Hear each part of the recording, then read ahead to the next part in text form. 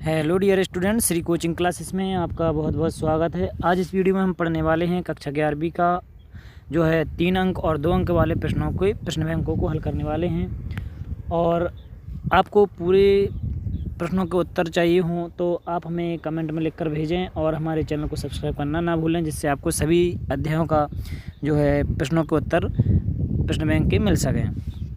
तो चलिए हम शुरू करते हैं आज के वीडियो से। पहले हम आपको पिछली वीडियो में जो है विकल्पों के उत्तर करवा चुके हैं। आज इस वीडियो में हम आपको 3 अंक और 2 अंक वाले प्रश्नों के उत्तरों को करवाएंगे। देखिए, पहला प्रश्न है कि एक इलेक्ट्रॉन 3px में है, इसके लिए तीनों क्वांटम संख्याओं के मान लिखिए। तो आपको पता है 3p कक्षा का, इसका मतलब यही है कि इसमें p ऑर्बिटल होगा। और p ऑर्बिटल आपको पता होगा कि p ऑर्बिटल किस प्रकार से बनता है। तो p ऑर्बिटल जो है बनता है इस टाइप से। 3 कक्षक होते हैं इसमें, और 3 कक्षक होते हैं। अब ये पूछ रहे हैं कि 3px, इसमें से जो पहला वाला कक्षक दिख रहा है उसको px बोलते हैं, दूसरे वाला जो कॉलम है इसको py और तीसरे वाले को pz। तो इसमें इलेक्ट्रॉन है जिसका चक्रण जो है ऊपर की तरफ, ठीक है। इसमें इलेक्ट्रॉन होगा तो इस इलेक्ट्रॉन का जो चक्रण होगा आप देख सकते हैं 3p है, तो इसका जो मतलब n का मान आपका 3 होगा। l का मान निकालने के लिए आपको पता होगा कि इसके लिए क्या करते हैं, p है तो यहाँ पर l का मान 1 हो जाएगा और m का मान -1 होगा। क्यों? क्योंकि बीच वाले का 0 रहता है, इस तरफ जाते हैं तो -1 और इस तरफ जाते हैं तो +1। अगर और कक्षक होते तो इसका +2 हो जाता है, इस तरफ हो जाता तो -1 के बाद -2 हो जाता। इस प्रकार से प्रक्रिया चलती। तो इसका जो आंसर हो जाएगा वो हो जाएगा, ये आपको यहाँ पर लिखे दिख रहे होंगे, n बराबर 3, l बराबर 1 और m बराबर -1। और अगर s बराबर पूछ लेते चक्रण क्वांटम संख्या भी, तो इसके ऊपर चक्रण है इसलिए इसका मान हो जाता है +1/2। तो इस प्रकार से हम चारों का आंसर बता सकते हैं। लेकिन इसमें प्रश्न में 3 का पूछा इसलिए 3 यहाँ पर बता दिए, ठीक है। ये आपको इस प्रकार से लिखना है, ठीक है। अब यहाँ पर आपको इनके उत्तर हैं पूरों के, वैसे आपको यहाँ पे PDF पे मिल जाएंगे, तो आप वहाँ पर लिख सकते हैं। वीडियो अंत तक ज़रूर देखें, ठीक है। और समझने के लिए आप इसको यहाँ पर डिस्क्रिप्शन में हम कर रहे हैं वो भी आप ध्यान से सुनें। यदि किसी परमाणु में 32 इलेक्ट्रॉन है तो कितने इलेक्ट्रॉन के लिए s का मान -1/2 होगा। अभी हमने आपको बताया कि जो कक्षक होते हैं, एक कक्षक में अधिकतम 2 इलेक्ट्रॉन हो सकते हैं। कितने हो सकते हैं? 2, जिनमें से दोनों के चक्रण होते हैं विपरीत। अगर 32 इलेक्ट्रॉन हैं तो 32 का आधा कर दीजिए, तो 32 का आधा होता है 16। अगर 16 इलेक्ट्रॉन के चक्रण ऊपर की तरफ होंगे तो 16 इलेक्ट्रॉन के चक्रण नीचे की तरफ होंगे, क्योंकि आधे आधे होते हैं। एक कक्षक में 2 इलेक्ट्रॉन हो सकते हैं, ठीक है। तो इस हिसाब से अगर आप देखें तो 16 इलेक्ट्रॉन के लिए आंसर सही हो जाएगा, ठीक। इसके बाद आता है प्रश्न तीसरा कि हाइड्रोजन रेखीय स्पेक्ट्रम में प्रदत्त किसी श्रृंखलाओं के नाम लिखिए। अब हाइड्रोजन जो रेखीय स्पेक्ट्रम होता है हाइड्रोजन का, उसमें 5 रेखाएं जो हमें क्रम से मिलती है, और उन रेखाओं के जो नाम हैं वो क्रम से होते हैं, है ना। लाइमन, पास्चन, बामर, है ना। Lyman, Paschen, बामर।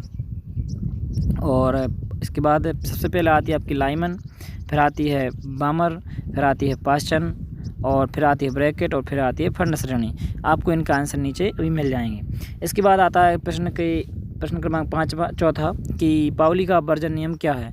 तो पाउली ने बताया था कि किसी भी कक्षक में उपस्थित किन्हीं भी 2 इलेक्ट्रॉनों की, चाहे वो s कक्षक में उपस्थित 2 इलेक्ट्रॉन हो, चाहे वो p कक्षक में उपस्थित कोई भी 2 इलेक्ट्रॉन हो, ठीक है, कोई भी 2 इलेक्ट्रॉन आप ले लें, उनकी क्वांटम संख्याओं के मान कभी भी समान नहीं होते। 4 क्वांटम संख्याएं होती हैं तो चारों क्वांटम संख्या के मान कभी भी समान नहीं होंगे, ये उन्होंने बताया था। और ये अंतर किसके कारण आता, तो उदाहरण देकर हम इसको अभी नीचे बताने वाले हैं, ठीक है। तो चलिए आज हम शुरू के जो 6 प्रश्न हैं इनको उत्तर आप यहाँ पर समझा देते हैं नीचे, जिनको हमने पहला आपको बता चुके हैं। ये इनके आंसर हैं जो अभी हम बता रहे थे आपको। तो इस प्रकार से आप आंसर लिख सकते हैं।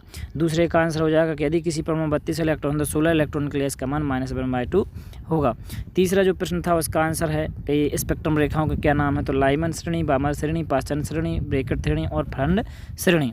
इसके बाद हमारा प्रश्न क्रमांक 4 है कि पाउली का अपवर्जन नियम क्या है। तो आप यहाँ पर नियम देख सकते हैं कि इस सिद्धांत के अनुसार किसी परमाणु में 2 इलेक्ट्रॉनों के लिए चारों क्वांटम संख्या के मान समान नहीं हो सकते। यदि किन्हीं 2 इलेक्ट्रॉनों के लिए n, l और m के मान समान हो भी जाएं तो s का मान निश्चित रूप से भिन्न होगा।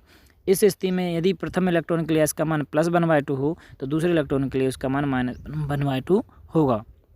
जैसे उदाहरण हम यहाँ पे समझें कि हीलियम के दोनों इलेक्ट्रॉन, हीलियम में 2 इलेक्ट्रॉन होते हैं, इसका परमाणु क्रमांक 2 है। तो हीलियम के दोनों इलेक्ट्रॉनों की चारों क्वांटम संख्याओं का मान निम्न है। तो यहाँ पे हीलियम का ये परमाणु क्रमांक इलेक्ट्रॉन विन्यास लिखा है। इसके बाद प्रथम इलेक्ट्रॉन के लिए अगर आप देखेंगे तो हीलियम के लिए n आपको देख ही रहा सामने 1 है, l आप एस की वजह से निकाल सकते हैं, एस का मान 0 होता तो यहाँ पे एल का मान 0 हो जाएगा। एम आप देख सकते हैं एक कक्षक है एस में, तो इसलिए इसका मान एम का मान भी क्या हो जाएगा 0। ठीक, अब एस निकालते हैं तो एस आप देख सकते हैं कि इसका जो चक्रण है पहले के लिए ऊपर की तरफ, इसलिए इसका आंसर हो जाएगा +1/2 पहला इलेक्ट्रॉन।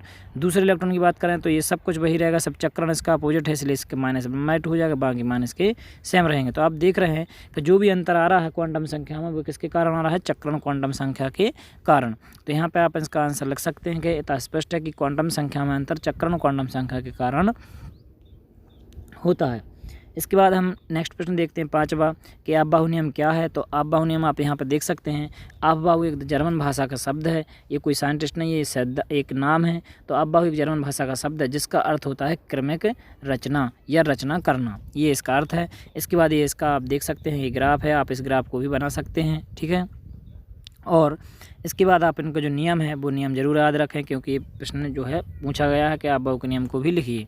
देखिए, तो इस नियम के अनुसार किसी बहु इलेक्ट्रॉन वाले, जिसमें बहुत सारे इलेक्ट्रॉन होते हैं, बहु इलेक्ट्रॉन वाले परमाणु के विभिन्न कक्षकों में, आप चाहें तो यहाँ से भी लिख सकते हैं, किसी परमाणु के विभिन्न कक्षकों में इलेक्ट्रॉन बढ़ती हुई ऊर्जा या घटते हुए स्थायित्व के क्रम में भरे जाते हैं।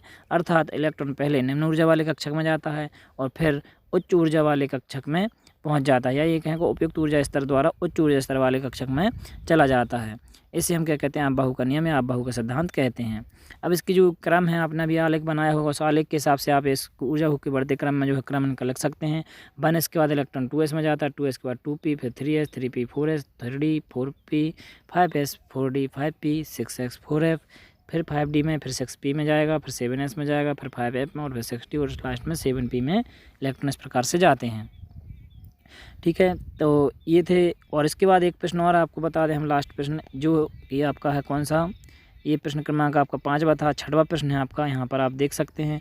प्रश्न क्रमांक 6वें में पूछा था कि पी कक्षकों की आकृति क्या होती है। तो पी कक्षकों की आकृति आपको इस प्रकार से बनाना है, आप यहाँ पर देख सकते हैं। ये आकृति आपको पी कक्षकों में बनाना है। सिंपली पी कक्षक में 3 आकृतियाँ, आप चाहें तो इकट्ठी एक करके भी बना सकते हैं। इन आकृतियों को इकट्ठा कर दें तो जो आकृति बनेगी वो पी कक्षक की आकृति बन जाएगी। तो इस प्रकार से आपको 3 नंबर में 3 आकृतियाँ बनाकर आना है। तो इसका प्रश्न आप देख सकते हैं, पी कक्षक की आकृति इसमें बनाना थी।